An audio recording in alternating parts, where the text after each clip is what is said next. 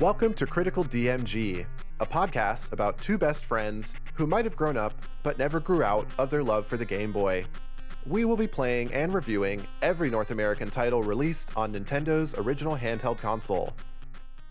This is episode 36. I'm Tony, and all is fair in love and penguins. And I am Jeff, and yeah, this week we are talking about Penguin Wars. Tony, immediate opinions. How did you feel about warring with, I guess, one penguin, a singular penguin? Conflicted. I really had to think about this one, but I think pre-discussion here, no, I would not recommend this game. Okay, interesting. A very rare case where I'm going to say yes, Whoa. But with a very specific asterisk that we will get to as we move on. So, sure. With that, can you tell us what was on the back of the box? This one is kind of long, and I do want to read out some of the little screenshot flavor text that they have this time, because usually on these back of these boxes, if there is flavor text underneath the screenshots on the back, it's usually just like depicting what's happening, like on a mechanical level. This one is not. This one is all flavor top to bottom, so this one's going to take a little while. Buckle in. Penguin Wars. Are you ready to indulge in some animal antics? To compete with some fun-loving characters? Then Penguin Wars is the game for you. The action never stops as you try to roll 10 balls across the playing court, while your wacky opponents attempt to do the same. Pitch 'em, dodge 'em. You won't have a second to rest once this game gets rolling. Pick your player from a pugnacious penguin, a comical cow, a bug-eyed bat, a rambunctious rat, or a romping rabbit. Play against the computer, or with up to 5 of your friends in a tournament. Or, with 2 Game Boys, 2 Penguin Wars game packs, and a Game Boy video link cable, you can play with up to 10 of your friends in the most outrageous and fun-filled tournament game ever. And then the screenshots read, roll 'em fast for a perfect game. It's panic time if they knock you down. Win a game and jump for joy. Lose a game and cry your eyes out. I like that. I feel like, yeah, that was a good back of the box. But released in July of 1990, it was published by Nexoft in North America. So ASCII Corporation, essentially their arm of that in North America. And I guess it was a port from an older arcade game. I keep getting sideswiped by arcade game ported to Game Boy. I did not know that this was an arcade game. I also didn't know that this series, it's actually pretty long-lived. And while I was looking into English and Japanese sources, doing my research for the quiz and stuff like that, for kind of a vibe check on the game. What do people in these respective areas think of the game, or what did they think of the game? And from what I was able to look into, this series, this Penguin Wars, the Japanese release was Penguin-kun Wars, so Penguin-kun Wars, pretty warmly received in Japan. I saw some pretty good scores in review places, as well as some Game Boy fan blog type websites that also spoke kind of highly about this game, this one in particular. I never would have guessed it, but it's interesting that some of these games keep showing up on the Game Boy, and I'm like, I have no idea what this is. Oh, arcade port, sure, why not? And then it turns out that it actually is kind of a big deal. Yeah, that aligns with kind of what I saw as well. Seemed to be mostly positively reviewed. In the EU, it wasn't even called Penguin Wars. It was called something completely different. It was called Zoo something? King of the Zoo. King of the Zoo, yeah. Anything else that you would like to mention, or should we jump into the mechanics? Let's see what we have to say about it. All right.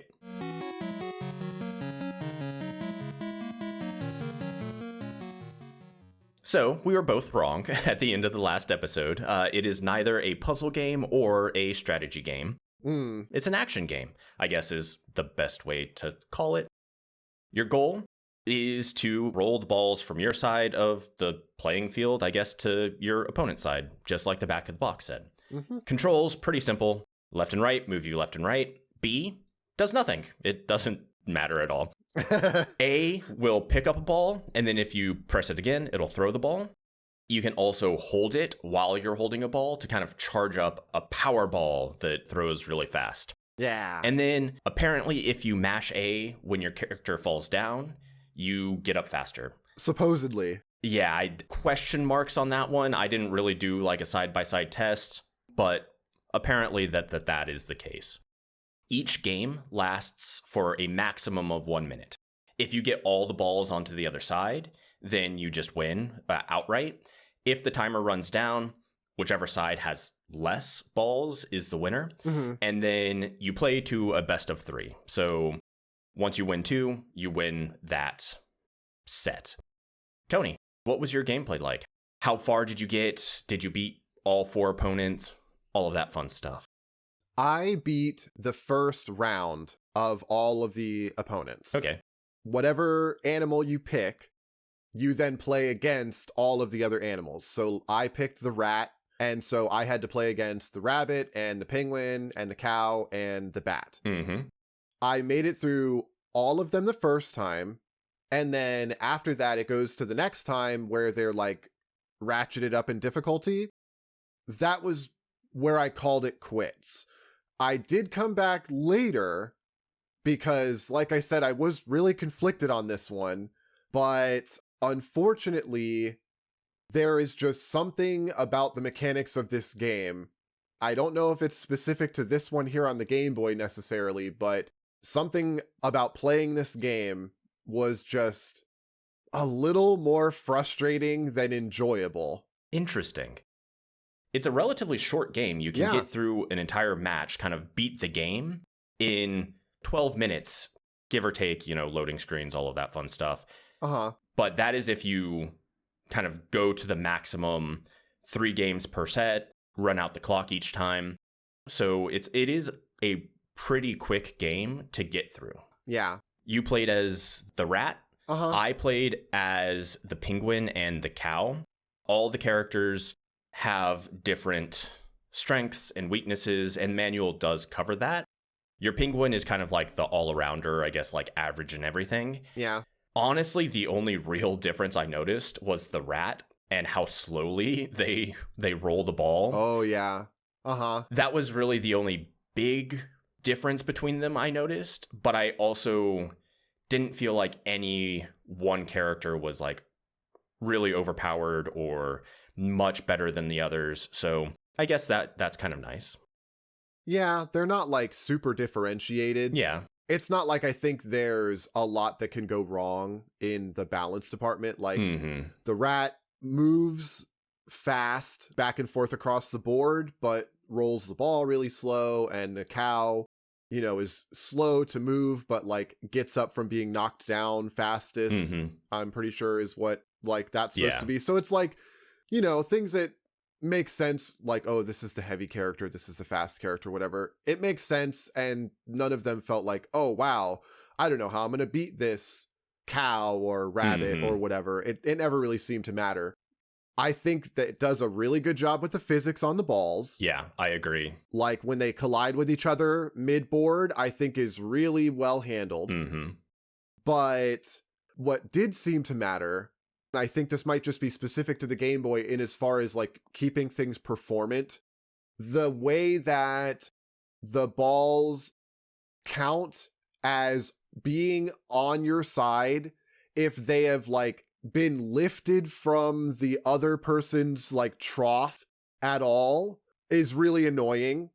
How it works is at the end of the match, when the clock is over, any of the balls that are still rolling on the table will automatically be assigned to the side that they were rolling toward. Yep. So if you are rolling a ball and time runs out, it will continue to the other side no matter how far along the table it was. So if you are, say, knocked down and then the clock is running out, the opponent can flip the balls, and even if they are just like barely over the lip of the like rack, when the clock runs out, they will still go all just like roll across the table the full length to your side for a loss.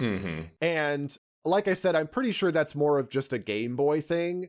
Like, it's just how it has to handle the balls on the table at one time. So I think that might just be a hitch for the Game Boy, but that's really annoying. Interesting. And it's just something that, like, I don't think could really be handled any better here.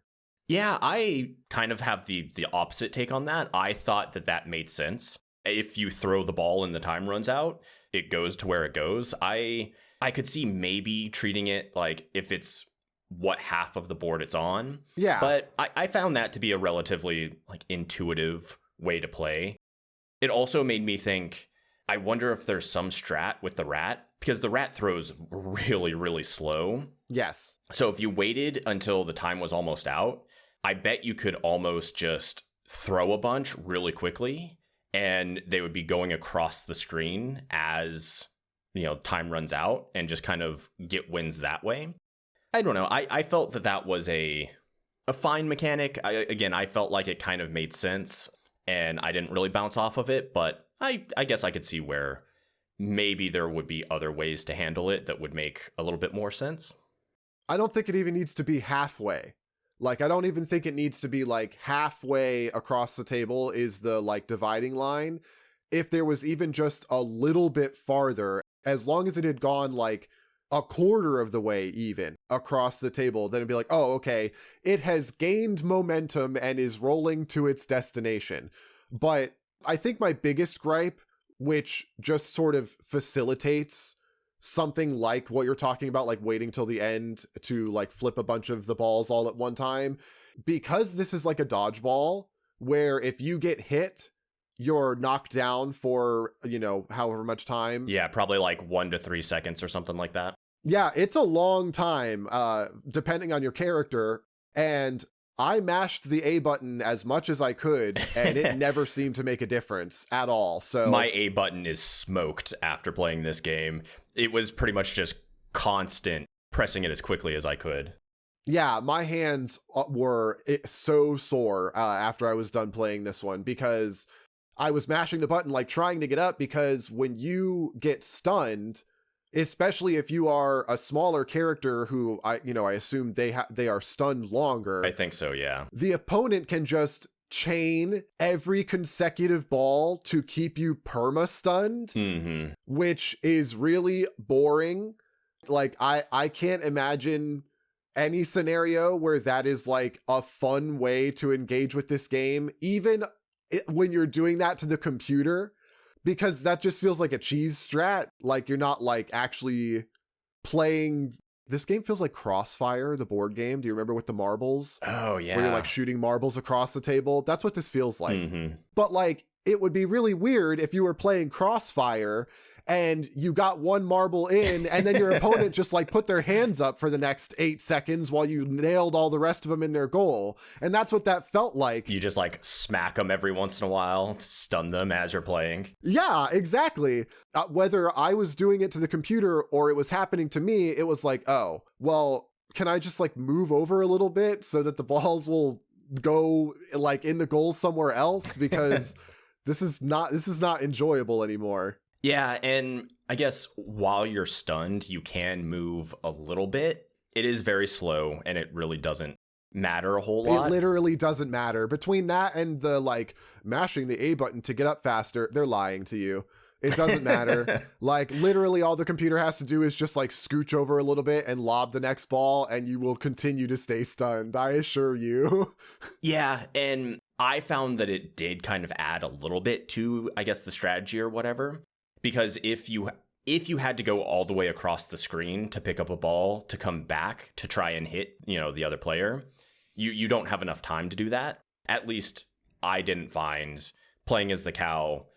The CPU didn't, and I also didn't. So maybe if you're a faster character against another faster character, you could potentially do that.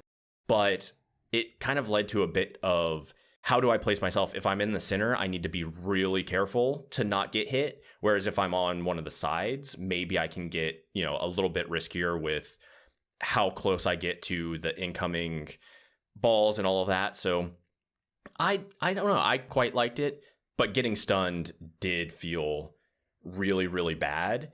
And I'd be interested if you played as the cow or the penguin or something, if maybe it would feel a little bit better because you're not stunned for quite as long. Because, yeah, I do think the rat stuns for maybe the longest. I think the rat or the bat are the ones that stun for the longest. Probably. So, yeah.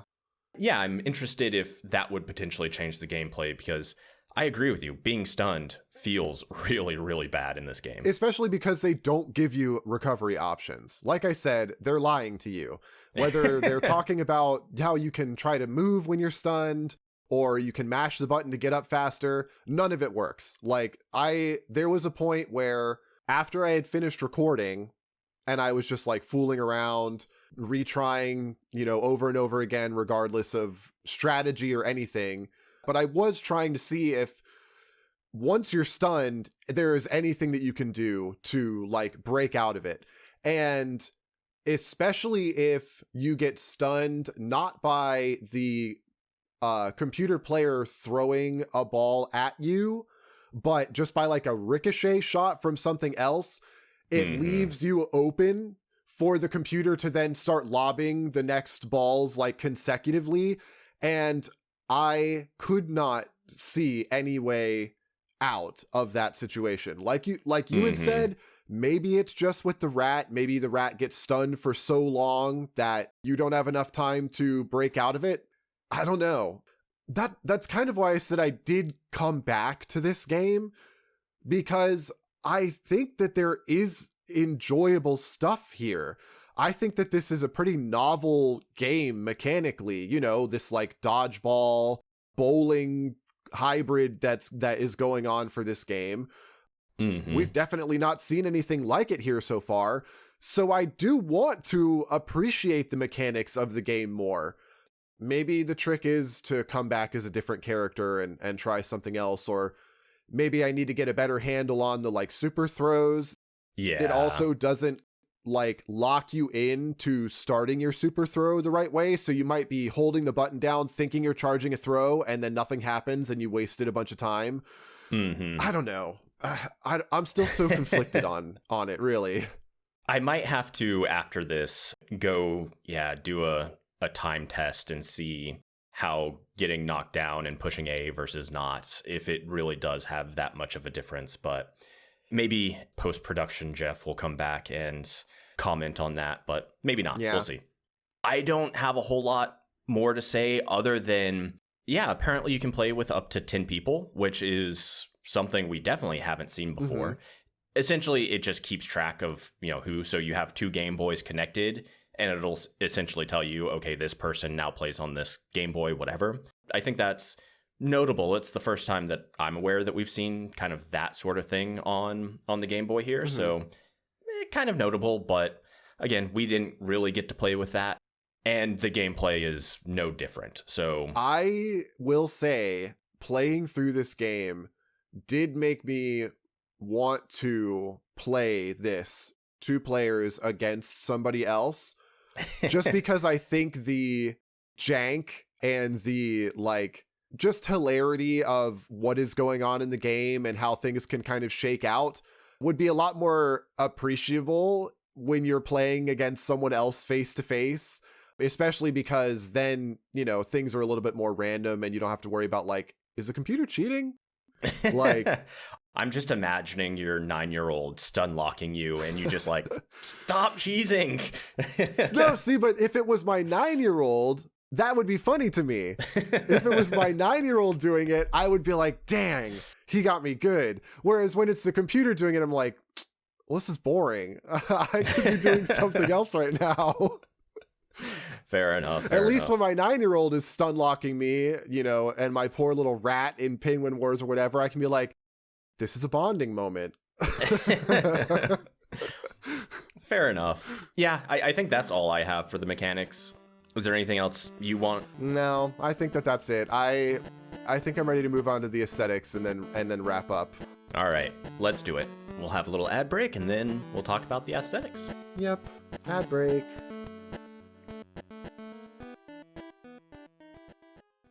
Mama, did they ever make a a Sonic game on the Game Boy?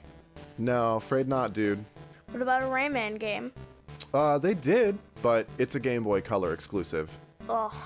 Sorry, kiddo, but Critical DMG is supposed to cover all the North American games on the original Game Boy, and in chronological order, too.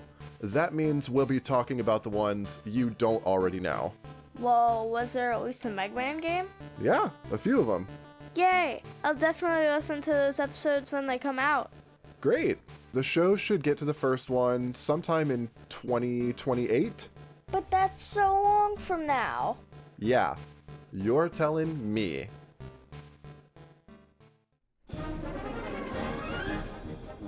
Come one, come all. The Circus of Chaos has settled into town. Well, it sort of turned your town into the circus. It's all thanks to you shattering that crystal star. In Ursicus, a new game out now for the Game Boy Color and Analog Pocket, play as the unlucky deer Vivi, who unwittingly released a wild and ancient spirit that transforms her and her whole world into a strange and colorful circus. Sprint, bounce, and wall jump through each challenging level, choosing your own path in whatever order you want. And, if your acrobatics aren't just for show, you can collect bells and tickets to unlock extra characters and bonus levels. So get yourself under the big tent and try to put a stop to Vivi's wild ride in Ursicus. That's Urcicus by Platina XO. Out now on itch.io.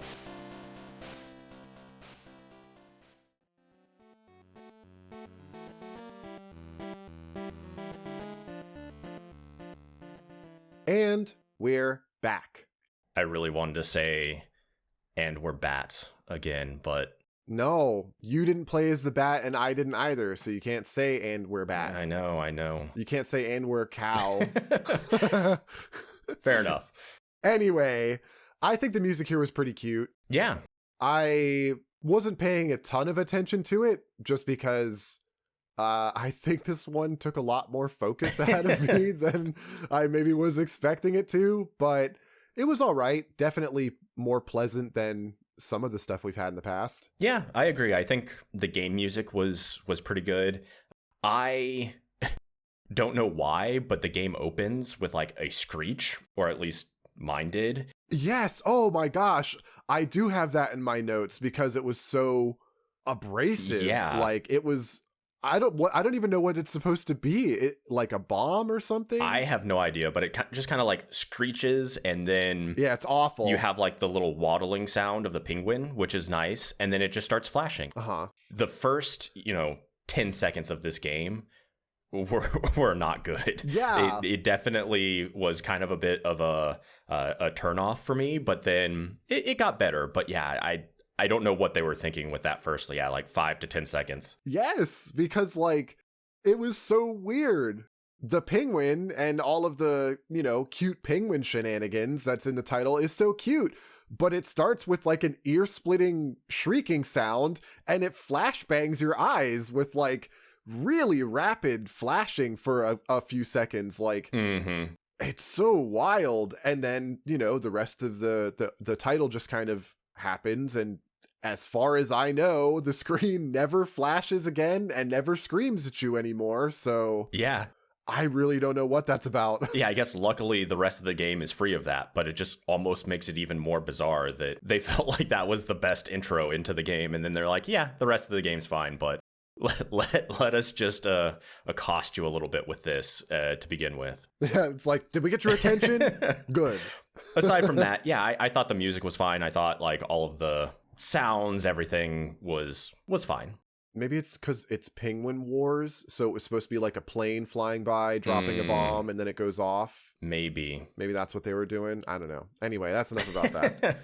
Yeah, music and sound, just fine. You are hearing a lot of just like cute noises as the balls are rolling back and forth, and you get knocked over, and there's a little fanfare if you win, and stuff like that. The little crying that the losers do is cute, sad obviously, but of course. It's a nice little like cute touch that they throw in there. Yeah, the sprites are all very cute. Like not super detailed or anything, they are very kind of cartoony, but I love them all. I do have to say that the rat and the bat are my favorites. Okay. Jeff, which ones were your favorites? Yeah, I was just about to ask. I think in the manual, the cow and the rabbit are my favorite. Mm-hmm. The manual just has kind of like caricatures of their face or whatever. I think the cow and the rabbit are my favorite in there.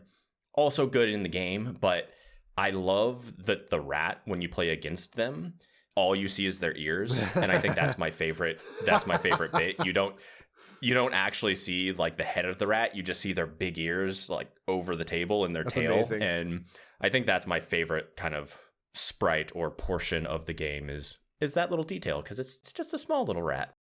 Speaking of other details that I love, something we didn't mention in the mechanics section was that after about the halfway point of every match, there's like a stage hazard that shows up. And sometimes it's like a bumper, or, you know, a little goober gets on the board and starts to like mess with the balls as they're going back and forth across the table.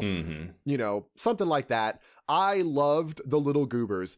I especially loved the one that was just like, it kind of looked like a Pac-Man ghost, and it would just like phase in and out of the table over and over again. They're annoying. They're all annoying to deal with. Some of them just like bounce the ball. Some of them will literally like pick it up and just throw it right back at you or whatever. But all of them were pretty funny to have show up, because the sprite work in the game is just so charming that even the obnoxious table hazards were like, yeah, you know, you're cute enough to hang around, fine. Yeah, so did you read what they were called in the manual? Because if not, I want to kind of quiz you just a little bit on some of them. Even if I had, I would not have remembered. So please, if you want to, go ahead. The one you're talking about, I'm pretty sure is called the slime monster, which it doesn't. It looked more like a gravestone, or like a Pac-Man ghost to me. The one that I find craziest, the little dude who kind of ran back and forth that kind of looked like he had a ponytail. What do you think they even potentially named that? It's the crazy blank. Oh boy. I hope it's not problematic and defensive. It's not. Okay. It's the crazy dog. Oh, I was gonna say, I thought I read something when I was looking up information about the game from like Japanese players. I think they were describing the table hazards, and one of them said something about a dog. I was like, a dog? Yeah, in no way, shape, or form does it look like a dog. No! It's like a humanoid thing running back and forth. When you hit them, they like chug their drink and hit the ball back at you. But at least if it's not the crazy dog, it's either the slime monster, the roving ball, or the spinning disc. So anyway, that aside, I thought those were all, kind of a good feature, all kind of interesting, very readable. You could tell kind of exactly what was going on, like, oh, I should not hit this thing. And yeah, some of the sprites were even quite good. Yeah, I think readability here was really high. I appreciate that they left things pretty sparse, which I know in some instances we've definitely complained about how like sparse and empty feeling some things have been in like the backgrounds of games that we've played and stuff like that. But a lot of that is when you are playing through something where you're expected to be like building some sort of world, like it's supposed to make you feel like you are in a place doing a thing, like a Castlevania or something like that. Here, all of the important stuff is contained on the table. All of the balls moving across the table, the two characters going back and forth, the stage hazards, that's all that you're paying attention to. If they had other stuff whizzing around in the background or weird patterns on the table or something like that, all it would do would be clash with the action taking place on the table, and it would just make things worse. I agree. So even though it is pretty sparse, it's just like the empty table. You have the borders of the table, but the table itself is just like white, and everything else is empty. There's not like any bespoke background or anything like that, but that's fine here, which is, I guess, something we don't normally say, but here I think it is worth it to highlight that no, if they put other stuff around, it would actually kind of make things worse. Yeah, I 100% agree. If they, tried to put the other characters watching or anything, it would just clutter it up. And I don't think it would add enough to really justify how, cluttered it would make it. And yeah, I think they do a good job. The UI, you can see everything very clearly. Yep. You don't have to look at really any of it while you're playing. Maybe the only thing is the clock, but it's conveniently placed enough that you can glance at it pretty easily. So I think they did a great job with that. The only thing that I kind of didn't like or would confuse me a little bit on readability was kind of when the hitbox of the ball that hits you would end, specifically when it was kind of bouncing left and right a lot. The ones that were straight on were pretty easy to tell when you could actually move into that area and pick it up. Every once in a while, if it bounced off another ball or if it hit one of the hazards and kind of bounced sideways, it would come in at an angle. And I seem to always get it wrong as to when where I had to go to be safe from it. But I feel like that would be easy enough to learn. I just didn't play enough to learn that. So that was the only kind of visual thing that I didn't quite like. But at the same time, it was clear. I just hadn't, I think, learned where to go. Yeah, I don't really think I have anything very much negative to say about this one aesthetically. Music was cute, sound was cute, the sprites are adorable, really some of the cutest ones that we've had. I liked a lot of them, in all of their actions and everything else, even though they're not super animated, I will say. Yeah. They don't have lots of animation frames. They just are kind of cycling between one static frame to the other or whatever, but it's not a big deal. Yeah, I would agree with that. It all comes together to make a very cute, cohesive kind of package. Yeah, just close your eyes and ears during the first 10 seconds, and then after that, it's great. Yeah, exactly. That's a good note to close that out on. I don't have anything else to add after that, do you? I don't, so I think we can, move into the wrap-up. You go ahead and start, please. Let me chew on it for a couple more minutes. All right, so yeah, I think I'm still a yes asterisk. About a week and a half ago, we released a shortcut episode where we talked about kind of our philosophies on this, on how we rate the games. Right. It's on the main feed, so hopefully you've seen it. If not, you can see it over on Patreon as well. Short little plug. But one of my big things that I said is I think about these games, would I pull it out of my bag and put it into my Game Boy to actually play?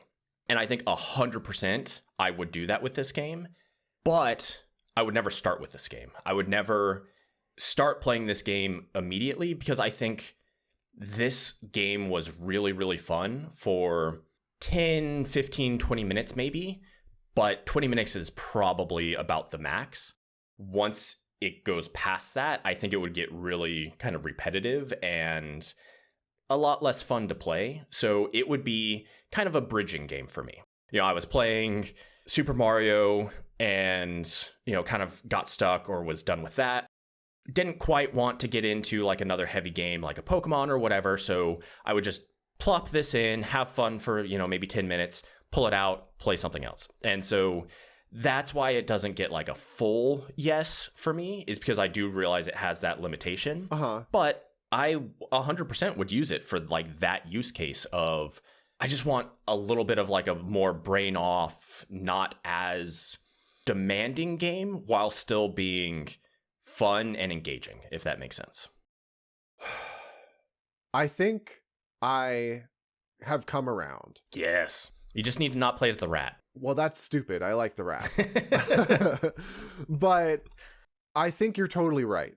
I think that this is a game that if you just played it in small bursts and you were not looking to necessarily fill your entire daytime's worth of game playing, this game fits that very well.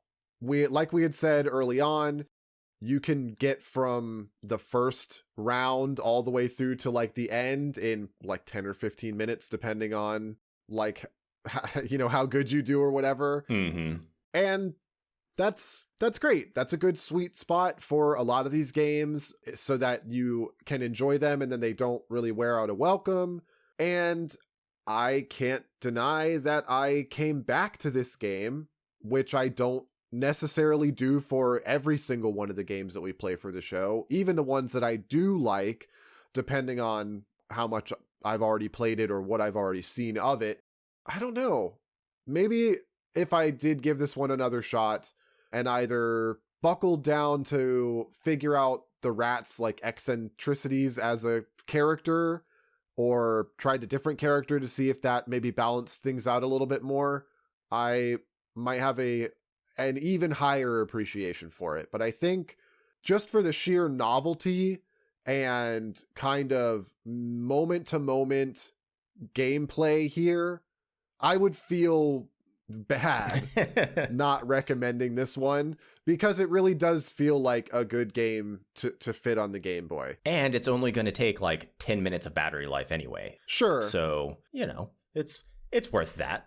Yeah, if you were going to keep, a handful of games in your pocket for your Game Boy while you're going around or in the case or whatever else, this one would definitely be a good one to put in literally in between anything else. So, okay.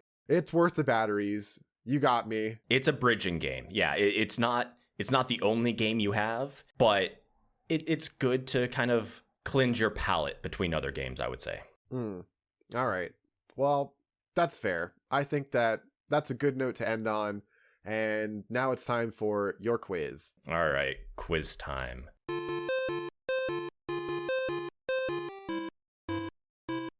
Currently, I'm at 82%, so we're slowly raising this, but only takes a few bad quizzes to, undo all of that work. So hopefully, Penguin Wars does not wreck me. We're going for 90% by the end of the year. Oof, it's doable. I'm not committing to that.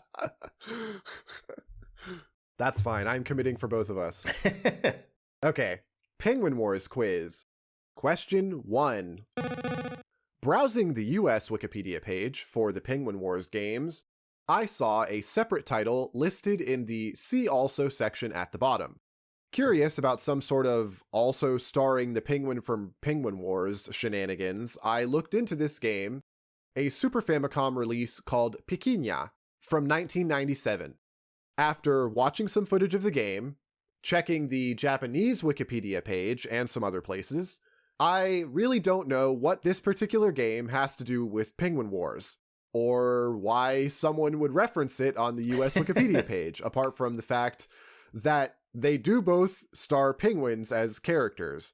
In any case, so that we don't waste my valiant effort, what kind of game is Piquiña on the Super Famicom? A gallery shooter of penguins throwing snowballs. B, a racing game with penguins sliding down snowy mountains. Ooh. C, a puzzle game about stacking blocks of ice and dancing penguins. Or D, an RPG about a kingdom of penguins fighting off anthropomorphized climate collapse. Oh, that last one's a little too real. I mean, I said this at the end of the last episode when you guessed puzzle. Statistically, it just has to be puzzle, right? Like, if I'm taking a shot in the dark, it just has to be puzzle, right? So you're going with C? I'm going to go with puzzle. Yeah. Okay. Well, you're right. It is a puzzle game. Let's go. If this show has taught me anything, it is that puzzle games are way more represented than I originally thought. We are always learning on Critical DMG.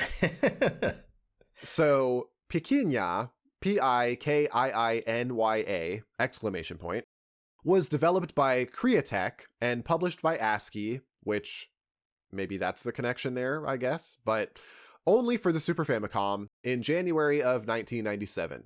In it, players rotate 2x2 squares made up of a mix of blocks of ice and swaying bug-eyed penguins. The goal is to stack them, Tetris style, to both free any penguins frozen in the ice and to remove the ice and the penguins from the board so that they don't, stack up and go past the ceiling and end your run. It seemed pretty similar to other puzzle dropping games of the time, like Tetris Attack and stuff like that. But it has weirdly cute penguins that make adorable sounds when they're moved and they're matched. They don't make penguin sounds or whatever. They just kind of make like squeaks and like shushing noises. I don't know. Hard to describe. Bizarre. They do like a little dance. Some of them are trapped in ice and then they do a little dance when you free them. Charming. All right. One down. Ready for question 2. Let's do it. All right. Penguin Wars as a series is actually pretty long-lived, which I did mention. The arcade game, especially, has popped up a few times throughout the years, pretty much always in a collection of arcade titles from a certain era or from a certain developer's catalog. The most recent of these was done by Japanese publisher Hamster Corporation for their Arcade Archives series of emulated arcade games. But how recent is recent in this instance? Is it true or false that this most recent porting of the Penguin Wars arcade game was added to the Arcade Archive series before 2020? How recent is recent? I am gonna go before. Well, you're wrong. It was after. Oh, dang it. It's false. I had actually clicked on Hamster Corporation when I was looking at this because I was like, oh, what is this? And scrolling through, I seem to remember seeing a lot of like early 2000s. Oh, they've been doing this for a long time. Yeah, I guess I just didn't look enough to see what when Penguin Wars was, but okay, not great, but that's okay. That's okay. It's okay. Salvageable. There's another game that we will get to in just a minute, actually, that was an earlier Penguin Wars update than this arcade port, but the Arcade Archives version of Penguin Wars was added to Hamster Corporation's Nintendo Switch and PS4 series of arcade ports in January of 2020. Other games added to the Arcade Archives that month were Tecmo Bowl, XX Mission, and Detana Twinbee. So yeah, they've been doing this for a while, and I am pretty sure they have like 400 games or something released under the Arcade Archives like banner since they've been started or something like that. It's long lived. All right. Hopefully question 3 is better. All right, it's fine. 2 out of 3 is not bad. Here we go. Question 3. Like I just mentioned a moment ago, Penguin Wars did have a pre-2020 game update, and it was even on the same consoles as the Arcade Archives. But this wasn't an arcade port or just another type of emulated version of the original Penguin Wars.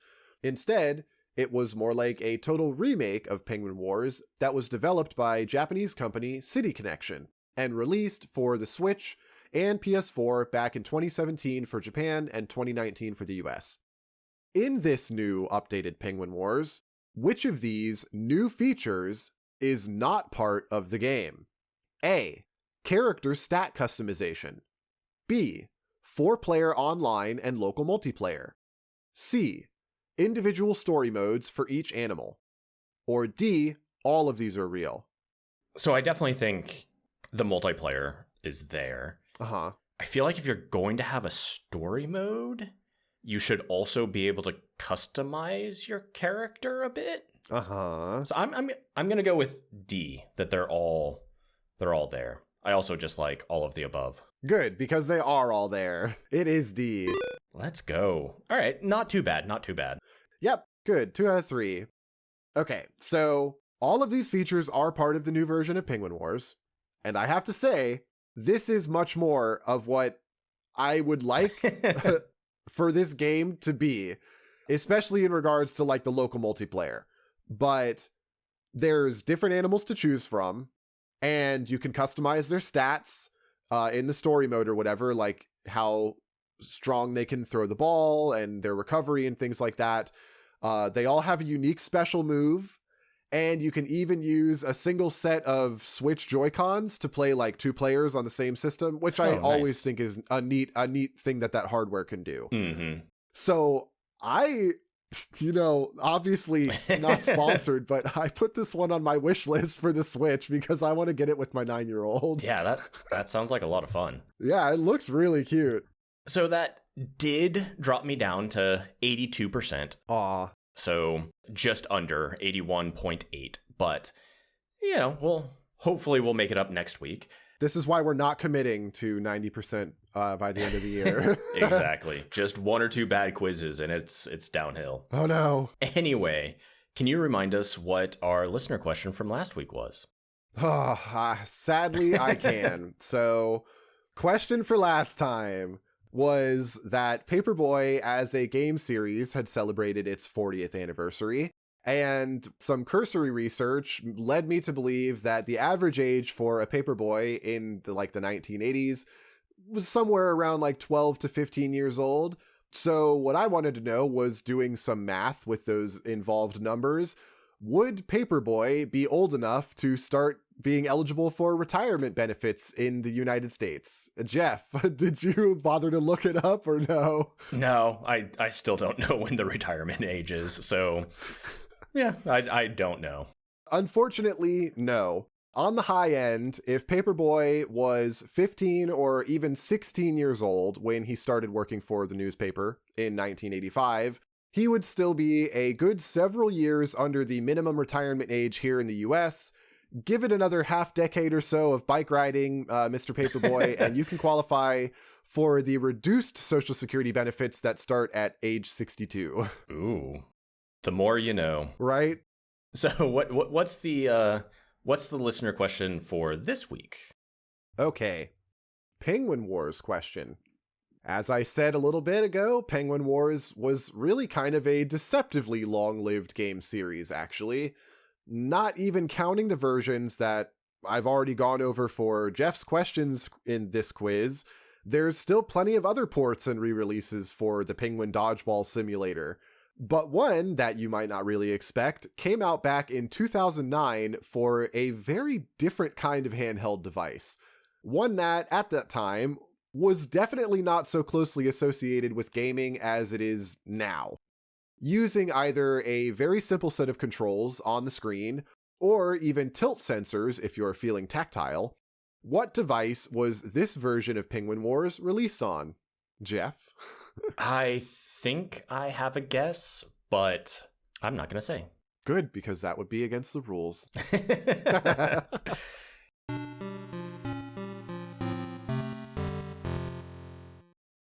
Well, with that, I think that brings us to an end of this episode. So thank you, everyone, for listening to Critical DMG. And it's that time again. We are about to release our next Patreon newsletter. So join us over there. You can join for free to get things like the shortcuts, and then you can get the newsletters either a la carte or with a paid membership. This month, I am diving into the world of creature collectors. Yippee! Yeah, I'm playing Cassette Beasts, and so I'll give all of my, feedback and takes on that. And I'm also kind of doing a deep dive into the genre as a whole because, I think we all know Pokemon, but I am not super familiar with how the genre originated and how it evolved and all of that, pun intended. So, yeah, I'm going to be looking at kind of like a deep dive on the history of that genre as a whole. And I actually have been up to my eyeballs in game dev projects lately, and Jeff kind of coaxed me into talking about a little bit of it for some of these things, in as much as I am able to dive into some of that stuff. And I think that is pretty on brand for the show and what we do here. So I am hoping that that is an enjoyable thing to listen to for a little while as well. Yeah, I hold no responsibility, but also I think it'll be an interesting listen for sure. Again, join us over there if you're interested at all. Patreon.com/criticaldmgpod. Thank you everyone for listening to this episode, and we will catch you next week when we talk about Double Dragon. I'm afraid. This is going to be... I know nothing about it, so... I mean, I've definitely played a Double Dragon before. I'm wondering how the Game Boy is going to handle a proper beat 'em up. I guess we'll find out next week. I guess we'll find out, yep. Until then, everybody, bye-bye. Goodbye.